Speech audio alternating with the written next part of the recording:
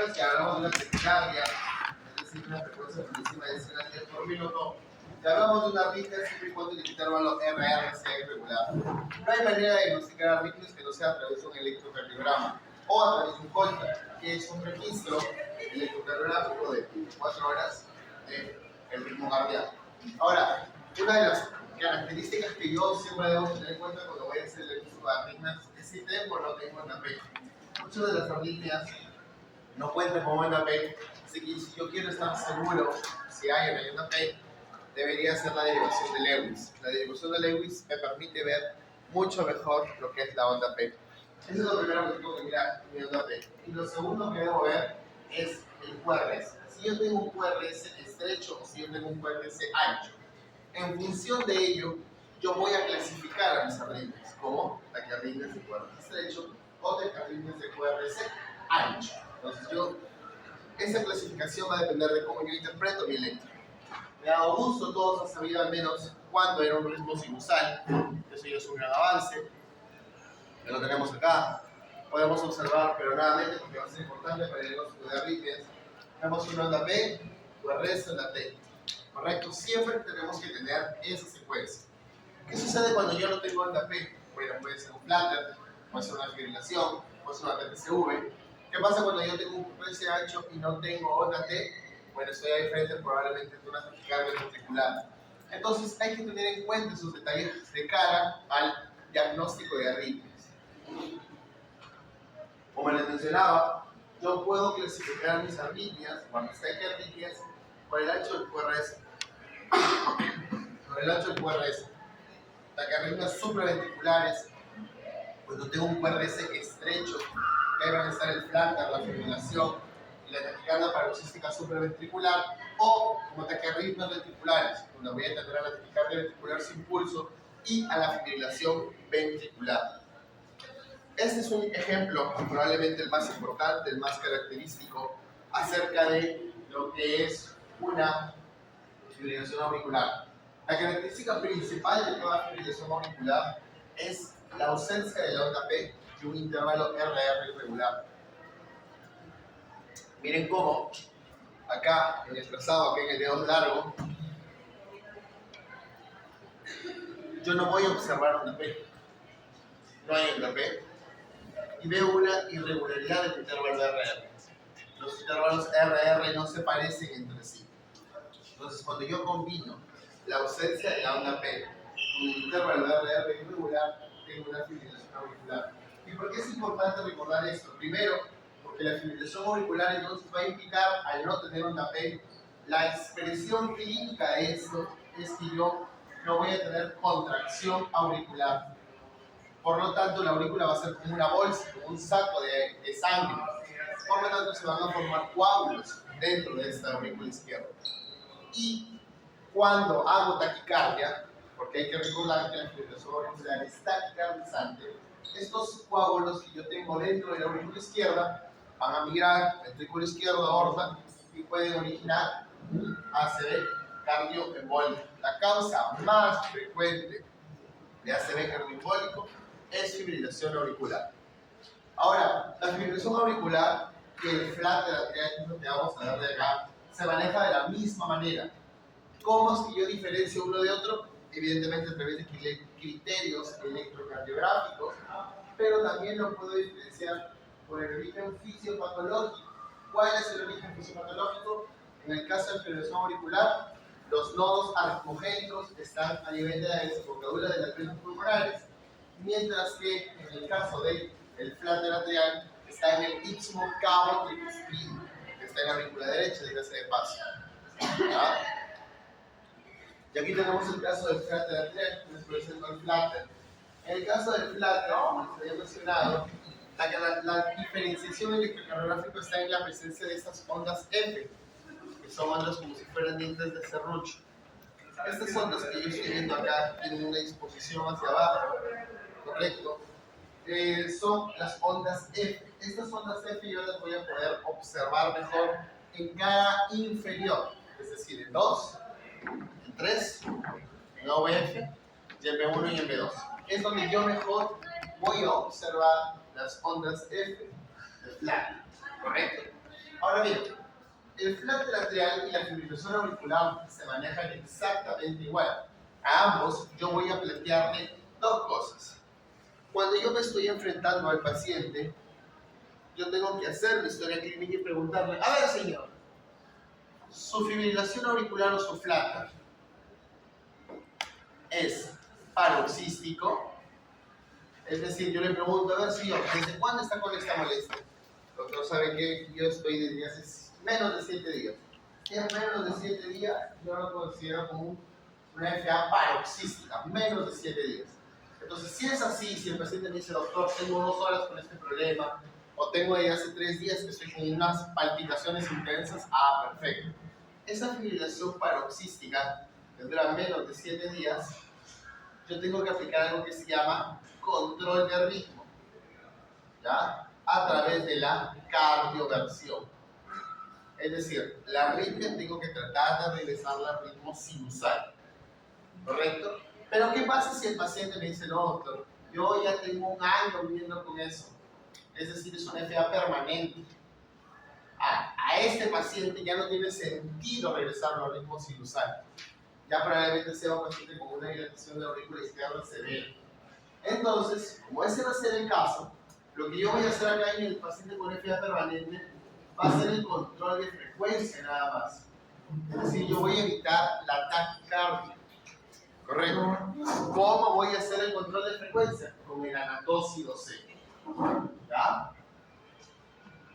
Es muy importante que tengan en cuenta esto. Una cosa es tratar una FA paroxística y otra muy diferente es tratar una FA permanente o una flat permanente. ¿Correcto?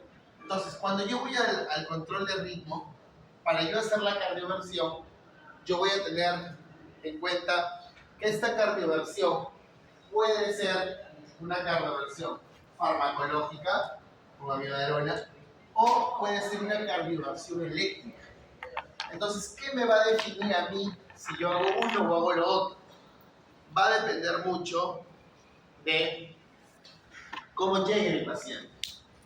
Aquí la evaluación va a ser importante, chicos. Además, ustedes tienen que ir viendo todo. Recuerden que ustedes siempre van a ser las cabezas del equipo de salud. Por lo tanto, entre lo que ustedes van conversando con el paciente, la enfermera lo va a ir monitorizando. Normalmente este tipo de arritmias, cuando llegan en agudo, pasa mayor trauma, ¿no? Entonces, mientras ustedes le van preguntando cuánto tiempo tiene con este problema, ustedes tienen que ir mirando esto. Si el paciente está o no está hemodinámicamente estable. ¿Cuándo yo considero que un paciente está hemodinámicamente estable? Dependiendo de las literaturas, algunos van a encontrar que no tenga signos de congestión y tampoco de hipoperfusión. Pero, a modo práctico, tal vez recuerden que un paciente está hemodinámicamente estable cuando tiene una presión arterial media más de 65. Si mi presión arterial media es más de 65, yo tengo un paciente hemodinámicamente estable. Entonces, le tomamos la presión, el paciente está con una PAL de 50, tiene una presión de 60-30, por ejemplo. ¿Qué van a hacer ahí? No van a esperar a que el paciente se siga descompensando, porque cuando yo tengo una hipotensión por una arritmia, este paciente me va a entrar en bajo gasto, va a ser hipoperfusión.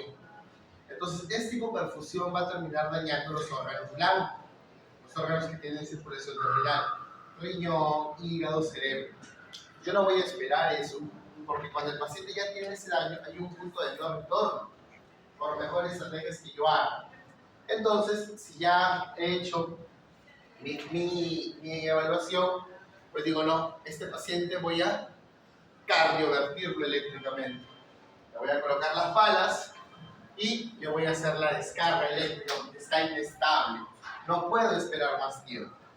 Pero si mi paciente llega con una buena presión arterial media, llega tranquilo, entonces ahí voy a utilizar amiodarona. En las guías te menciona, esta es una sacada de la guía europea, que yo evalúo si tiene o no falla cardíaca. Lo que pasa es que en otros países sí tienen más medicamentos endovenosos que nosotros no tenemos. Entonces, como no tenemos, de frente se saltan amiodarona. ¿Correcto? Entonces, nuevamente, si viene inestable, ya hace la cardioversión eléctrica. Pero si viene estable, se puede esperar, empiezan con amiodarona. ¿Cómo se prepara la amiodarona? Cogen 2 ampollitas, cada ampolla viene de 150, 300 miligramos, sencilla de dextrosa, y eso lo pasas en 30 a 60 minutos. Una vez que le pasaste, si el paciente sigue con la arritmia, puedes pasar a la infusión. La infusión se prepara 6 ampollas en 250 de dextrosa y eso lo pasas a 10 cc hora. Y con eso lo puedes dejar 2-3 días hasta que el paciente regrese a su ritmo sinusal. Ahora, ¿qué pasa entonces cuando yo voy a hacer la cardioversión eléctrica? Porque incluso puede ser que yo con esto fracase y puedo pasar a la cardioversión eléctrica, por supuesto. Pero si yo ya esperé mucho tiempo, por eso es muy importante que ustedes le pregunten al paciente desde qué momento le están dando los síntomas, porque si ya pasa más de 24 horas, yo no puedo ir a lo loco a cardiovertir a ese paciente. ¿Por qué? Porque puede tener coágulos. Yo al hacer la descarga, puedo hacer que un coágulito se desprenda y originarle un ACV. Entonces tenemos que tener mucho cuidado. Si es así, yo tengo que anticoagular a mi paciente antes de hacer la cardioversión eléctrica. Pero antes de seguir avanzando con cardioversión, yo quiero que ustedes tengan en cuenta una definición adicional, que es la desfibrilación. ¿Ya? No es lo mismo cardiovertir que desfibrilar. Uso el mismo equipo para ambos, pero la definición es diferente. Yo voy a cardiovertir cuando yo tengo una arritmia y yo quiero regresar a un ritmo sinusal. Y yo voy a desfibrilar cuando tengo un ritmo de parada cardíaca. ¿Correcto? La diferencia fundamental entre cardioversión y desfibrilación es la sincronización. Vamos a ver, ¿ya? Cuando ustedes estén cerca a un desfibrilador, fíjense que estos desfibriladores tienen unos cables de café para poder conectarlo al paciente. De tal forma que cuando yo voy a hacer la descarga eléctrica, esa descarga eléctrica caiga justo en la onda R. ¿Ustedes recuerdan esta curva de acá? A ver, ¿qué es esta curva de acá? ¿Qué curva es esa? ¿Cuál? ¿La qué? La potencial de acción. La correcta. Entonces hay una fase 0, y una fase 1, 2, 3 y 4, ¿verdad? Esta fase 3 y fase 4, ¿a qué corresponde? A la repolarización. ¿Que en el electro cómo veo yo la repolarización?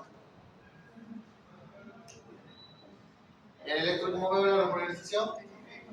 La onda T, ¿verdad? Correcto, perfecto. Entonces, ¿qué pasaría? Ahora bien, ¿cómo se le llama a este periodo 3? ¿Cómo se le llama a este periodo 4? A este se le llama el periodo refractario relativo. ¿Correcto? Porque si un estímulo cae aquí, puede originar una contracción. Mientras que al 4 se le llama periodo refractario absoluto, porque por más estímulo que caiga, le da exactamente igual, porque no va a ocurrir nada. Entonces, este sustento que les enseñaron en fisiología es importante para esto. ¿Qué pasa si para su mala suerte, cuando ustedes están intentando hacer la cardioversión, el estímulo cae acá, en la fase 3? Van a originar una arritmia maligna. Eso se le llama el fenómeno de RNT. Así que para evitar eso, yo sincronizo cuando quiero hacer la cardioversión. ¿Ya? Para eso, para evitar el fenómeno de RNT. Ahora bien, la desfibrilación, en cambio, se usa cuando yo tengo a mi paciente en parada cardíaca. ¿Qué significa que yo tengo a mi paciente en parada cardíaca que está muriendo, verdad? ¿Cuáles son los 4 ritmos de parada cardíaca? Pues son 4. ¿Cuáles son? No, ustedes no, se lo dijo bien.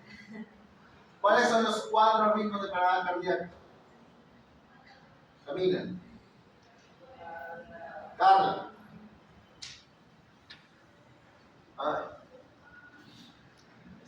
Son la asistolia. Cuando ven ustedes en las novelas, y luego no hay nada, el otro es la actividad eléctrica sin pulso. vemos complejos URS en el monitor, pero el paciente no tiene pulso. Tercero, taquicardia ventricular. Cuarto, fibrilación ventricular. Esos son los 4 ritmos de parada cardíaca. Entonces, cada vez que ustedes vean en las novelas que a una sistolia le están cardiovertiendo, le están desfibrilando, es mentira. Por eso lo primero que hacen, cuando van a ver a un paciente con una sistolia, lo primero que hacen es querer usar las palas. Eso no se debe hacer. El paciente no va a salir, no va a responder, no se usa para eso. Cuando yo tengo una sistolia, yo tengo que usar medicamentos, adrenalina, sulfato de magnesio, una serie de cosas que usamos en el RCP avanzado. Pero la desfibrilación solamente es para la taquicardia ventricular y para la fibrilación ventricular. Cuando yo reconozco que de aquí vamos a ver los ritmos, vamos a ver los ejemplos, yo voy a desfibrilar a mi paciente. ¿Ya?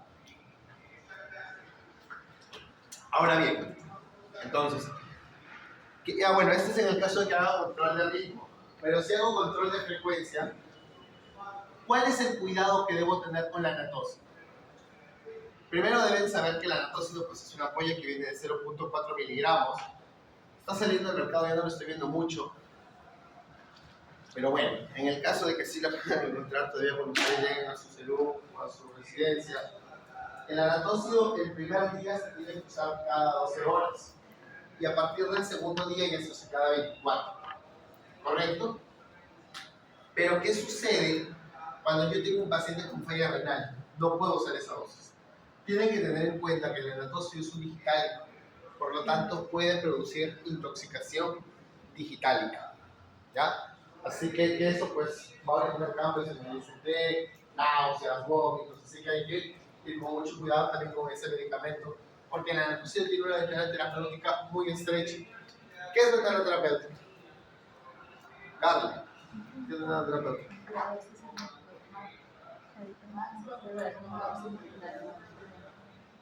No, ¿qué es la ventana terapéutica? Camila. Camila es esposa de salvó. No. ¿Qué es la ventana terapéutica? Es la diferencia entre reducción mínima, máxima farmacológica. La ventana terapéutica es el margen que yo tengo entre la dosis que produce el efecto y la dosis que me va a hacer daño. Entonces, ese es el problemita. Tengo un margen tan estrecho con el anatócido que si me paso de dosis puedo tener intoxicación. Cosa que no pasa, por ejemplo, con las benzodiazepinas. Por eso es que con el clonazepam vamos 0,5, 1, 2, seguimos trepando, ¿no? Pero bueno, en fin. Sigamos. Entonces, yo ya controlé el ritmo, yo ya controlé la frecuencia. Ahora, ¿qué me toca? Anticoagular a ese paciente. Yo tengo que anticoagular para evitar que el paciente forme trombos. Para anticoagular hay una escala que se usaba hasta el año pasado, que es Jack-Spacks. Esta escala incluía el género dentro de la escala. Sin embargo, ya para los europeos se está complicando un poquito porque en Europa, aunque sí debe ser de estudios poblacionales que van a respaldar lo que yo les digo, en Europa hay mucho tema de esto del tema del género, ¿no? Que pues hay hombres que se creen mujeres y viceversa. Entonces, en ellos, poder usar esa escala que incluye el sexo les estaba generando complicaciones. Para evitarlo, ¿qué pasó? La sacaron. Ya a partir del año pasado, la escala de Chasman ya no tiene el género dentro. Pero ustedes tienen que recordar que el género sigue siendo un modificador de riesgo. Es decir, toda persona que nace biológicamente siendo mujer tiene más riesgo de hacer trombosis. No importa que en su idea, yo no tengo nada en cuenta de la ideología de género, sino que quiero que quede claro el mensaje. O sea, biológicamente, la mujer va a tener más riesgo de hacer trombosis. Es ya parte de su naturaleza. Así como nosotros los varones tenemos más riesgo de infartarnos, que es así, las mujeres tienen más riesgo. Es por eso que ustedes van a ver más adelante cuando lleve ginecología que un factor de riesgo para que las mujeres hagan trombosis es el uso de anticoagulantes, de anticonceptivos. El uso de anticonceptivos predispone al paciente a las trombosis, para las mujeres, ¿no? A las trombosis. Pero es porque ya ustedes tienen más riesgo de hacer eso. Y es algo con lo cual no podemos luchar. ¿Ya? Evidentemente que hay otros factores que tenemos que tomar en cuenta, que es la hipertensión, la edad, importantísimo. Siempre en cardiología la edad y el sexo van a ser muy importantes para yo poder hacer el diagnóstico de cuál es el diagnóstico más probable en los pacientes, ¿no? Ahora bien, dicho esto, yo para anticoagular a mi paciente, yo tengo que tener en cuenta si es una fibrilación auricular, valvular o no valvular. Y eso ya lo vimos la semana pasada. ¿Cuándo habrá una fibrilación auricular, Carlos? Valvular. Familia, ¿cuándo habrá una fibrilación valvular? ¿Cuál es la causa de la fibrilación auricular valvular? La estenosis mitral. Toda fibrilación auricular por estenosis mitral se le considera fibrilación valvular. Y es importante, porque cuando yo tengo estenosis mitral, yo solo puedo usar warfarina. No puedo usar otra cosa. En cambio, la fibrilación auricular por cualquier otra causa, es decir, no valvular, acá sí puedo usar los ACO, los anticoagulantes orales directos. Rivaroxaban, apixaban, correcto. Pero si no, si es estenosis mitral, sí o sí tengo que usar warfarina. Para el resto de casos, puedo usar un anticoagulante oral directo. Aunque todo paciente hospitalizado va a iniciar siempre con enoxaparina. La enoxaparina para anticoagular se emplea utilizando la dosis de 1 miligramo por kilogramo de peso. Mientras que si yo le voy a dar profilaxis, yo me imagino que los chicos que van a hablar de trombosis van a tocar ese punto de la profilaxis, yo lo que voy a usar ahí es la enoxaparina a 1 miligramo por kilo de peso al día, no cada dosis. Y bueno, ya hablaba mucho de fibrilación y de placa. Ahora vamos a hablar de la taquicardia paroxística supraventricular. Esta taquicardia paroxística supraventricular tiene un problema, que es de la siguiente. La causa más común es por una vía accesoria. Yo puedo tener, todos tenemos, nodo sinusal, nodo B, baja, haz de Is, fibrilación Purkinje, correcto. Pero en el caso de que aparezca una TPCV implica que yo tengo una vía accesoria, es por donde inicia el latido. No inicia en el nodo sinusal, por eso no tengo onda P. Vean, aquí no hay onda P, hay QRS y hay onda T. ¿Correcto? Entonces, las taquicardias paroxísticas supraventriculares es algo que se da más en jóvenes, es algo que aparece en el caso de las mujeres asociadas con el síndrome premenstrual, es decir, antes de que le venga su menstruación, parece suele ser uno de los desencadenantes de taquicardia paroxística supraventricular. Pero estas taquicardias se manejan diferente. ¿Cuál es lo primero que yo debo hacer cuando tengo una TPCV? Maniobras vagales. Lo primero que debo hacer son las maniobras vagales. ¿Cuál es la maniobra vagal? Primera que debo realizar, masaje carotídeo. Palpamos acá, necesitamos el pulso, correcto, y ahí hacemos el masaje circular. Ahorita le doy a frecuencia. Porque pueden hacer eso otra vez. ¿Ya? Ahora, esto hay que hacer masaje carotídeo principalmente en jóvenes, nunca en ancianos, porque se imaginan que les estén haciendo masaje al ancianito y liberen una placa de la carótida y el paciente termine con un ACV pleno masaje. Puede pasar, ¿ya? Así que eso se hace en jóvenes. Antes también se hacía lo que era que aplastaban el globo ocular, pero evidentemente se podía dañar, así que ya se le podía hacer. Y otra de las cosas que se le pide al paciente es que se acueste, rodillas sobre el pecho y que empuje como si fuera ir al baño. Eso también puede estimular el nervio vago. O una experiencia que he tenido la semana pasada, asustar al paciente. Sucede lo siguiente: un paciente cuando está mucho tiempo con una arritmia, a la larga te va a generar inestabilidad hemodinámica. Porque imagínate pues, que el corazón está a 150, 180 todo el rato. Acá está más de 200. Entonces, cuando no funcionan las maniobras vagales, porque hicimos maniobras vagales con el paciente, yo voy a pasar al segundo paso, que es el uso de medicamentos. ¿Cuál es el medicamento que debemos usar? Adenosina. No se usa miodarona, no se usa la narcosino 6. Acá lo que se utiliza es la adenosina. La adenosina viene de 6.000 gramos, podemos ir hasta 12 tranquilamente. Siempre, por favor, con una vía pequeña, porque como la adenosina tiene, es muy rápida, no pueden usar una extensión larga, se les va a quedar el medicamento. Tiene que ser lo más cercano a la vena y un flashazo así. Ahora bien, donde pusimos la adenosina al paciente, nada, no calmaba. Entonces, ni modo. ¿Cuál es lo siguiente cuando no calma? Señor, ¿sabe qué? Tenemos que cardiovertirlo con las palas. Le dijimos eso al paciente y se curó. Se lo juro, regresó. Evidentemente que a nadie le gusta que le quemen el pecho, ¿no? Entonces, pero ese es el tercer paso, igualito. Yo puedo hacer la cardioversión eléctrica en este tipo de pacientes cuando ya no funciona la adenosina, sino que se hace con descargas más pequeñas, pero igual duele. Así que como igual duele, tienes que dormirlo, le colocas un cachito de midazolam y también le tienes que colocar un poquito de algo para el dolor, morfina, fentanilo, lo que tenga a la mano. Por eso es que este tipo de procedimientos se hace monitorizado. Tiene que tener tu acá de intubación, porque al hacerlo puede ser que el paciente también entre en asistolia o algo, termine situando al paciente. Ahora bien, ahí está lo que les estoy diciendo, ¿no? Maniobra vagal es adenosina. Y si es inefectiva, en otros países sí tenemos esto. Acá no tenemos durapapilia venoso. Así que, cardiovasión sincronizada.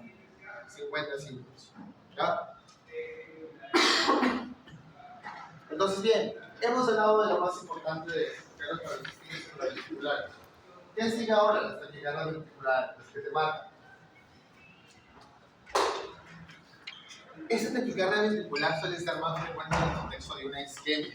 Es decir, yo puedo tener un infarto y posinfarto puede aparecer algo que se llama el ritmo idioventricular, es un tipo de taquicardia ventricular, ¿no? O puede ser que yo tenga bajo magnesio en sangre. Y vamos a hablar de aquí de una arritmia, o de un tipo de taquicardia ventricular que yo lo soluciono con sulfato de magnesio. ¿Ya? Pero para yo reconocer mi taquicardia ventricular, yo tengo que usar dos algoritmos. ¿Cuáles son esos algoritmos? El algoritmo de Brugada y el algoritmo de Perequeira. Yo me gustaría que aprendan, al menos que se queden con un mensaje. Hay 3 puntos, y que de aquí lo vamos a revisar, que son muy importantes. El primero, y creo yo que se les va a quedar, es que la onda R es positiva en AVEO. Obviamente yo parto de que tengo que tener un QRS ancho, ¿no? No voy a pensar en una taquicardia ventricular si no tengo un QRS ancho. Entonces, si cuando yo veo el QRS ancho, veo que mi AVR es positivo, podría ser una taquicardia ventricular. ¿Qué sería lo segundo que les recomiendo buscar? Disociación AB. ¿Qué significa? Que no hay onda P. O que si la hay, esta onda P no conduce a un QRS. ¿Ya? No conduce a un QRS. Ahora bien, esta disociación AB es lo segundo que debo buscar, y lo tercero es